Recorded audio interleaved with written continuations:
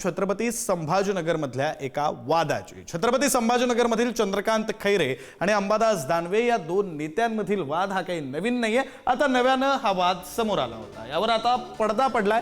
ठाकरेंच्या भेटीनंतर चंद्रकांत खैरे आणि अंबादास दानवे यांच्यातला वाद मिटलेला आहे। ठाकरेंसोबत संवाद झाल्यानंतर मिटलं, आता सगळं ओके आहे असं चंद्रकांत खैरे म्हणाले।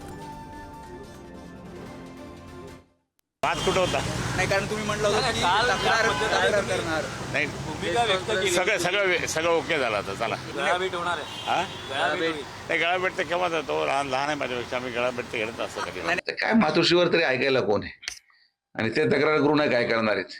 ते भांडू यासाठी राहिले की त्यांना बाहेर पडायचं, लवकर कुठेतरी दृष्टीकडे जायला। ते काळजी करू नका, कुठेतरी दृष्टीकडे दिसतील। हे आता एक फॅशन झाली की मी नाराज आहे, मी नाराज आहे, मी नाराज आहे। हे पहा, मातोश्रीची कार्यपद्धती बदलली का एवढ्या वर्षात? नाही। संजय राऊत बदलले का एवढ्या वर्षात? नाही। त्यामुळे नवीन काय होणार आहे तिकडे जाऊन?